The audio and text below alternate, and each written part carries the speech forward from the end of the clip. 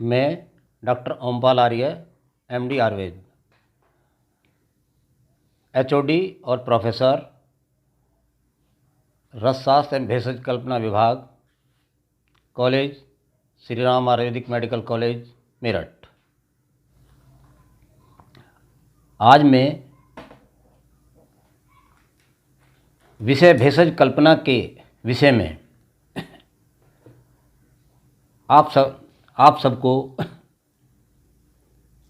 इसके बारे में विस्तृत रूप से जानकारी देना है। भेषज कल्पना, भेषज प्लस कल्पना, इसमें क्या होता है? एक या अनेक द्रव्यों में रोग रूपी भय को हरने की शक्ति को भेषज कहते हैं। नंबर 2, जब रोग रूपी भय की समाप्ति एक द्रव से हो वह भेषज कहलाता है। नंबर 3, जब रोग रूपी भय का निवारण अनेक द्रव्यों से हो तो भेषज कहलाता है। कल्पना, यह शब्द कृप सामर्थ्य से बना है। इसका अर्थ है ऐसी प्रक्रिया जो एक या अनेक द्रव्यों के अंदर विशेष शक्ति का उत्पादन कर दे, वह कल्पना कहलाती है। आयुर्वेद ग्रंथों में भेषज शब्द के अनेक पर्यायवाची शब्दों में प्राप्त होता है, जैसे कि औषधि, औषध, पथ्य, साधन, प्रशमन, व्याधिहर, भेषज हितम आदि। इन सभी शब्दों का तात्पर्य भेषज से ही है। आचार्य कश्यप ने अपनी संहिता में इन सभी शब्दों की निरुक्ति एवं व्याख्या अच्छी तरह से की है। आचार्य अग्निवेश ने चिकित्सा के 3 प्रकार बताए हैं: देव व्यापाश्रय, नंबर 2 युक्ति व्यापाश्रय, नंबर 3 सत्वाजय। देव व्यापाश्रय इस चिकित्सा में जप, तप आदि का बाह्य प्रयोग करते हुए रोगी की चिकित्सा की जाती है। इसके अंतर्गत भूत विद्या का अध्ययन कराया जाता है।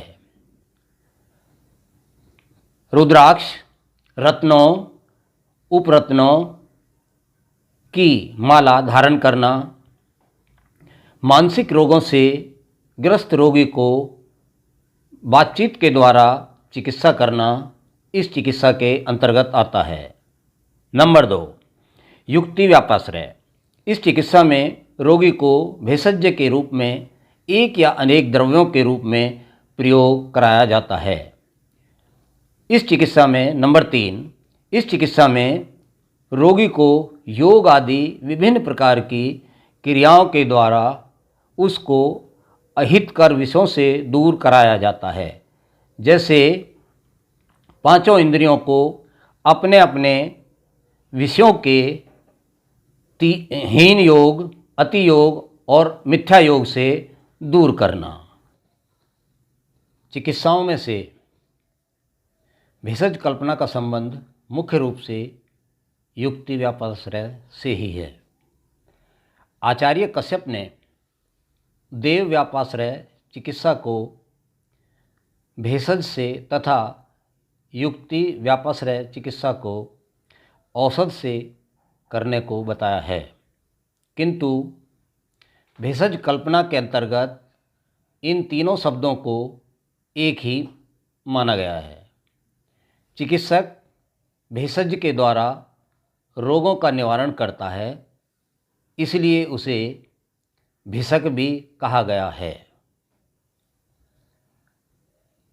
भेषज कल्पना के अंतर्गत मुख्य रूप से पंचविध कषाय कल्पना का वर्णन आता है। पंचविध कषाय कल्पना, चरक संहिता में 5 कषाय कल्पनाओं का विस्तृत वर्णन मिलता है। नंबर 1 स्वरस, नंबर 2 कल्क, नंबर 3 क्वाथ, नंबर 4 हिम और नंबर 5 फांट। यह पांचों कषाय 5 रस वाले द्रव्यों से बनते हैं, जिसे कषाय योनि कहते हैं।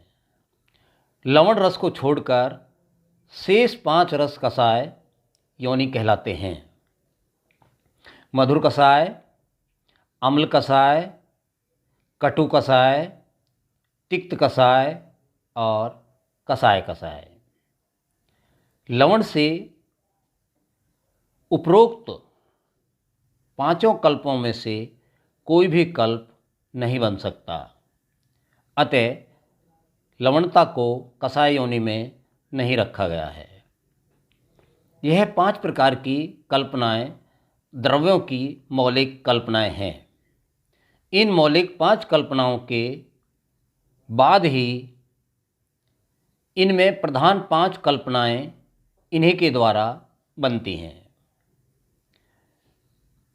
पंचविध कषाय कल्पना के उद्देश्य। 5 प्रकार की कल्पनाओं का उद्देश्य यह भी है कि एक ही औषधि से विभिन्न शक्तियों वाली विशेष गुणों वाली औषधि तैयार की जा सके, ताकि चिकित्सा में रोगी तथा रोग के बलानुसार औषधि सहज ही प्राप्त हो सके, चिकित्सा में विविधता आ सके और साथ ही यदि औषधि की कोई कल्पना रोगी पर प्रभावी नहीं हो तो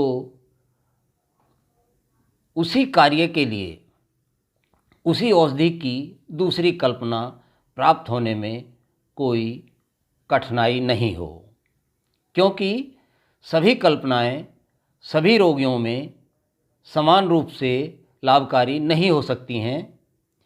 यह 5 कषाय कल्पनाएं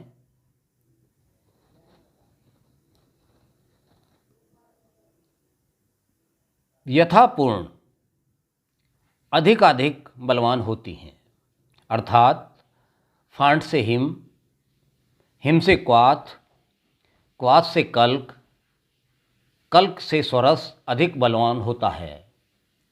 यह 5 कल्पनाएं ही मौलिक कषाय कल्पनाएं हैं। अन्य सभी कषाय कल्पनाएं आवश्यकता अनुसार इन्हीं से संपन्न हुई हैं और इनका समावेश भी इन्हीं मौलिक कल्पनाओं में किया गया है। पंचविध कषाय कल्पनाओं का वर्णन इस प्रकार किया गया है। नंबर 1 स्वरस कल्पना। पंचविध कषाय कल्पना के अंदर सबसे पहली कल्पना स्वरस कल्पना है। स्वरस को हिंदी में रस या निचोड़, अरबी में असीर, फारसी में अफसुरदा और अंग्रेजी में एक्सप्रेस्ड जूस तथा लैटिन में सकस कहते हैं। यह कल्पना 5 कल्पनाओं में सबसे गुरु है। इनका प्रयोग ऐसे रोगियों पर किया जाता है जिनकी अग्नि बलवान हो। चरक संहिता में कहा गया है कि हरी ताजी वनस्पतियों को लेकर हाथ से मसलकर या यंत्रों के द्वारा मसलकर उसमें से द्रव लिक्विड भाग को अलग कर लेते हैं तो उसे स्वरस कहा जाता है। अतः स्वरस कल्पना विशेषकर हरी ताजी वनस्पतियां ना मिलने पर शुष्क घटक द्रव मिले तो उनका भी स्वरस निकालने की विधि चिकित्सा के अंतर्गत बताई गई है। नंबर 1 तुलसी के सूखे पत्रों का स्वरस निकालने की विधि। तुलसी के सूखे पत्रों को लेकर उसके चूर्ण को पात्र में डालकर भिगो देते हैं और इतना पानी डालते हैं कि वह पूर्ण रूप से डूब जाए। उस पात्र को ढककर 24 घंटे तक रख देते हैं। 24 घंटे बाद पत्ते नरम हो जाते हैं। इन पत्रों को लेकर हाथ से मसलकर लुगदी बनाकर साफ कपड़े से बांधकर पोटली बनाकर उसे पूर्ण रूप से दबाकर द्रव भाग को अलग कर देते हैं। यह द्रव भाग सूखे पत्तों का स्वरस कहलाता है। नंबर 2, स्वेदन विधि। इस विधि के अंतर्गत उन पत्तियों या वनस्पतियों का स्वरस निकाला जाता है जो कुछ कठोर होती हैं, जिनका स्वरस साधारण विधि से नहीं निकलता। इसके लिए हम बड़े मुख वाला पात्र लेकर उसमें पानी भर देते हैं और पात्र के मुख पर कपड़ा बांध देते हैं। कपड़े के ऊपर जिन पत्रों का स्वरस निकालना हो रख देते हैं। परिणाम स्वरूप जब पानी उबलने लगता है तो उससे निकलने वाली वाष्प बीच से निकलने लगती है। कुछ देर बाद कठोर पत्ते मुलायम अवस्था में प्राप्त हो जाते हैं। इन पत्तों को लेकर कुछ उस अवस्था में ही सामान्य विधि द्वारा स्वरस निकाला जाता है। नंबर 3, पुटपाक विधि से स्वरस निकालना। कुछ ऐसे द्रव होते हैं जिनके पत्तों अथवा छाल से स्वरस उचित मात्रा में नहीं निकलता है, जैसे नीम, बेलपत्र, अड़ूसा आदि। इन द्रव्यों से स्वरस निकालने के लिए पुटपाक विधि से निकाला जाता है। आचार्यों ने पुटपाक विधि का इस प्रकार से वर्णन किया है कि गीले द्रव्यों को शिला पर पीसकर कल्क करें। यदि द्रव शुष्क हों तो बारीक चूर्ण करके जल मिलाकर कल्क बना लेते हैं। फिर उस कल्क का गोला बनाकर उस पर जामुन, कमल आदि के पत्रों को लेकर गोले को धागे से अच्छे प्रकार बांध देते हैं। फिर गूंधे हुए गेहूं के आटे का और अच्छे प्रकार मसली हुई मिट्टी का 2-2 अंगुल मोटा लेप कर देते हैं। इसके पश्चात लोहे को निर्धूम उपलों वाली अंगीठी में पकाते हैं। गोले की ऊपर की मिट्टी का लेप लाल वर्ण का हो जाए तब गोले को निकालकर ठंडा कर लेते हैं और मिट्टी, गेहूं का आटा, धागा और पत्रों को हटाकर कल्क को कपड़े में रखकर हाथ से दबाकर निचोड़कर स्वरस निकालते हैं। स्वरस की मात्रा। रोगी को हम स्वरस कितनी मात्रा में देते हैं? स्वरस गुरु होने से 2 तोले की मात्रा में देना चाहिए। अनुकल्प बनाए हुए स्वरस को 4 तोले की मात्रा में देना चाहिए। यह मात्रा मृदुवीर्य द्रव्य की है। यदि मध्यवीर्य औषधियों का स्वरस हो तो 1 तोला और तीक्ष्णवीर्य औषधियों का स्वरस आधा तोला देना चाहिए। स्वरस में प्रक्षेप द्रव्यों का मान। स्वरस में घी, मिश्री, गुड़, मधु डालना हो तो 2 तोला स्वरस में आधा तोला की मात्रा में डालनी चाहिए। लवण, क्षार, पिपली, चूर्ण रोग रोगी बलानुसार देने चाहिए। स्वरस को अधिक समय तक रखने की विधि। प्राय स्वरस 3 से 6 घंटे बाद बिगड़ने लगता है।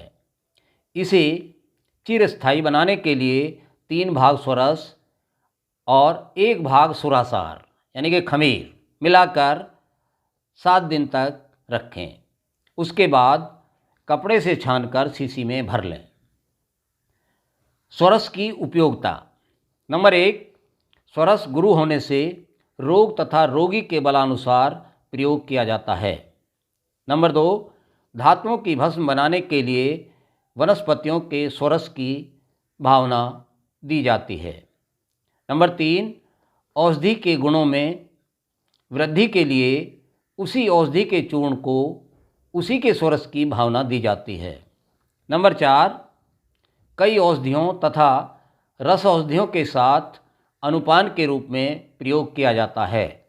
खनिजों के शोधन, मारण और विषाक्तता दूर करने और गुणवर्धन के लिए स्वरस का प्रयोग किया जाता है। नंबर 2, कल्क कल्पना। यह पंचविध कषाय कल्पना के अंतर्गत दूसरी कल्पना है। ताजे तथा तत्काल लिए द्रव्यों को धोकर शिला पर पीसकर पिंडी बना लेना ही कल्क है। कल्क को प्रक्षेप, अवाप भी कहते हैं। यदि द्रव सूखा हो तो बारीक चूर्ण करके जल मिलाकर पुनः पीसकर पिंड स्वरूप बनाना ही कल्क है। कल्क और स्वरस में अंतर यह है कि स्वरस में द्रव्य का केवल तरल भाग लिया जाता है, जबकि कल्क में तरल भाग और काष्ठ भाग दोनों लिए जाते हैं। इसलिए स्वरस की अपेक्षा कल्क लघु अल्पवीर्य होता है। कल्क कल्पना प्राय उन द्रव्यों की करनी चाहिए जिन द्रव्यों में सार भाग, द्रव भाग और काष्ठ भाग में हो, जैसे लहसुन, चंदन, हरित की आदि। यूनानी में नुगदा कहा जाता है। इसकी मात्रा, कल्क की मात्रा 1 तोला मानी गई है। यह मात्रा मृदुवीर्य द्रव की है। मध्यवीर्य द्रव की आधा तोला तथा तीक्ष्णवीर्य की द्रव की 1/4 तोला की मात्रा देनी चाहिए। कल्क में प्रक्षेप द्रव की मात्रा, कल्क में मधु, घृत, तेल मिलाने का निर्देश हो तो कल्क से 2 गुना मात्रा में मिलाना चाहिए। मिश्री, गुड़ मिलाना हो तो बराबर मिलाएं। कल्क को जल, दूध आदि द्रव पदार्थ के साथ मिलाकर देना हो तो 4 गुना द्रव मिलाकर दें। इसी के अंतर्गत चूर्ण कल्पना का भी वर्णन किया गया है। कल्क कषाय कल्पना के अंतर्गत ही चूर्ण कल्पना भी ली जाती है। चूर्ण भी एक प्रकार का शुष्क कल्प ही है। परिभाषा इसकी, अत्यंत सूखे द्रव को शिला या इमाम दस्ते में मूसली से भली प्रकार महीन कूट पीसकर महीन वस्त्र से छान लेते हैं। जो शुष्क एवं बारीक वस्तु छानने से प्राप्त होती है उसी को चूर्ण कहा जाता है। कल्क के समान ही चूर्ण बनाने में भी कोई चीज़ बाहर नहीं जाती तथा चूर्ण द्रव पदार्थ में मिलाकर सेवन किया जाता है। अतएव चूर्ण को भी कल्क का ही भेद माना जाता है। अंग्रेजी में पलवर या पाउडर शब्दों का प्रयोग चूर्ण के लिए किया जाता है। चूर्ण की मात्रा, मृदुवीर्य औषधि चूर्ण की मात्रा आधा तोला, मध्यवीर्य की 1/4 तोला तथा तीक्ष्णवीर्य औषधि की 1/8 तोला मात्रा देनी चाहिए। चूर्ण में प्रक्षेप द्रव, गुड़ समान भाग, घृत, शहद, चीनी 2 गुना, द्रव जल, दुग्ध 4 गुना लेना चाहिए। क्वाथ कल्पना, श्रत, डिकॉक्शन, हिंदी में काढ़ा, यह पंचविध कषाय कल्पना की तीसरी कल्पना है। इसे अंग्रेजी में डिकॉक्शन, यूनानी में जुसांदा, अर्क नाम से पुकारा जाता है। चरक संहिता के अनुसार अग्नि की सहायता से उबाले हुए द्रव को श्रत या क्वाथ कहते हैं। वनस्पति द्रव्य गीले हों तो इनको जल से धोकर और शुष्क हों तो वैसे ही लेकर छोटे छोटे टुकड़े कर इमाम दस्ते में डालकर कूटकर और पात्र में डालकर 4, 8, 16 गुना जल मिलाकर हल्की अग्नि पर पकाया जाता है। पकाते समय द्रव को करछी से चलाते रहते हैं। जब औषधि का सार भाग जल में आ जाए, द्रव नीरस हो जाए, तब पात्र को नीचे उतारकर हल्का गर्म रहने पर वस्त्र में डालकर हाथ से दबाकर छान लेते हैं। इसको क्वाथ कहते हैं। क्वाथ निर्माण विधि में जल डालने का नियम है। द्रव की कठोरता के अनुसार मृदु द्रव में 4 गुना, मध्यम में 8 गुना और अति कठिन द्रव में 16 गुना जल डालकर 1/4 भाग क्वाथ निर्माण करना चाहिए। यदि मृदु, मध्यम, कठिन द्रव मिले हों तो 8 गुना जल मिलाकर क्वाथ बनाना चाहिए। निर्माण विधि: क्वाथ बनाने के लिए यदि त्रिफला क्वाथ बनाना हो तो पात्र में 32 तोला पानी लेकर 2 तोला यवकुट त्रिफला चूर्ण डालकर मंदाग्नि पर पकाना चाहिए। जब पकते पकते 8 तोला रह जाए तो पात्र को नीचे उतारकर स्वांग शीतल होने पर बारीक वस्त्र से छान लेना चाहिए। क्वाथ की मात्रा: क्वाथ की सामान्य मात्रा 4 तोला है।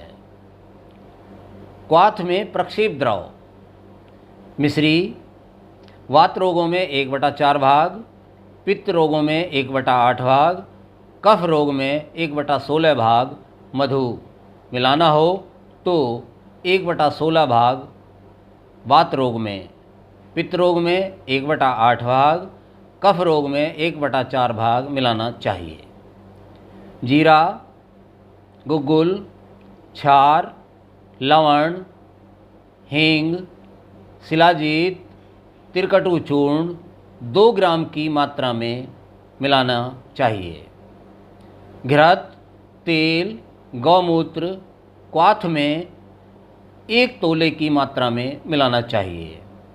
क्वाथ की उपयोगिता: पानार्थ, परिसेचनार्थ, आश्चोतन, व्रण प्रक्षालन तथा अन्य कल्पनाओं, आसव अरिष्ट, तेल, घृत, अवलेह निर्माण के लिए प्रयुक्त होता है। क्वाथ निर्माण में सावधानियाँ: नंबर 1, द्रव को अच्छी तरह कूट लें और साफ पात्र में पाक करें। उपयुक्त जल डालकर पाक करना चाहिए। पात्र पर ढक्कन न रखें। मृदु अग्नि पर पाक करें। उड़नशील द्रव्यों का क्वाथ नहीं बनाना चाहिए। पकने पर वस्त्र से छान लें। पंचविध कषाय कल्पना के अंतर्गत चौथी कल्पना शीत कषाय कल्पना है। अंग्रेजी में इसे कोल्ड इन्फ्यूजन कहते हैं। चरक संहिता के अनुसार 2 तोला औसत द्रव के चूर्ण को 12 तोला जल में मिलाकर कांच या मिट्टी के पात्र में रात भर ढककर रख देना चाहिए। प्रातःकाल हाथ से मसलकर तथा कपड़े से छानकर रख लें। इसको शीत कषाय या हिम कल्पना कहते हैं। मात्रा, इसकी सामान्य मात्रा 4 तोले मानी गई है। प्रक्षेप द्रव्य का प्रमाण, शीत कषाय में मिश्री, शहद, गुड़ आदि प्रक्षेप द्रव्य मिलाना लिखा हो तो क्वाथ में लिखे हुए प्रमाण के अनुसार मिलाना चाहिए। सावधानियाँ, शीत कषाय निर्माण के लिए औषधि का सूक्ष्म चूर्ण नहीं करना चाहिए। नंबर 2, हिम कषाय के लिए साफ और शीतल जल का प्रयोग करना चाहिए। नंबर 3, निर्मित हिम कषाय का तत्काल ही प्रयोग करना चाहिए। पंचविध कषाय कल्पना के अंतर्गत अंतिम कल्पना फांट कषाय कल्पना है। इसे इन्फ्यूजन, यह पंचविध कषाय कल्पना के अंतर्गत अंतिम कल्पना है। इस कल्पना में औषध द्रव्य को कूटकर गर्म पानी में भिगोया जाता है। इसका लाभ यह है कि औषध का गुणकर्म पानी के कारण जल्दी आ जाता है। साथ ही जिन औषधियों का गुण शीत कषाय कल्पना में संपूर्ण नहीं आता और कषाय कल्पना में नष्ट होने का भय रहता है, उनके लिए यह कल्पना उत्तम है। जैसे अमलतास का गूदा। फांट निर्माण विधि, धनिया या त्रिफला का फांट तैयार करना हो तो इसको लेकर यवकुट चूर्ण बनाया जाता है। फिर अंगीठी पर एक पात्र में 4 तोला पानी लेकर गर्म किया और जब पानी उबलने लगे तो उसमें चूर्ण को छोड़ दिया जाता है और पात्र को नीचे उतारकर ढककर रख दिया जाता है। जब पात्र का जल गुनगुना हो जाए तो कपड़े से छान लिया जाता है तथा पात्र में सुरक्षित रख लिया जाता है। मात्रा, 4 से 8 तोले की मात्रा मानी गई है। मृदुवीर्य 4 तोला, मध्यवर्ग वीर्य 2 तोला, तीक्ष्ण वीर्य औषधि 1 तोला लेने का विधान है। प्रक्षेप द्रव, फांट में मिश्री, शहद, गुड़ आदि मिलाने के लिए कहा गया हो तो क्वाथ में प्रमाण के अनुसार मिलाना चाहिए। सावधानियाँ, फांट बनाने के लिए साफ जल और जल अच्छी तरह उबाला होना चाहिए। फांट बनाने के लिए चूर्ण, यवकुट और साफ होना चाहिए और तत्काल प्रयोग करना चाहिए। इस प्रकार चरक संहिता में वर्णित पंचविध कषाय कल्पना का वर्णन किया गया है और ये कल्पनाएं पूर्ण होती हैं।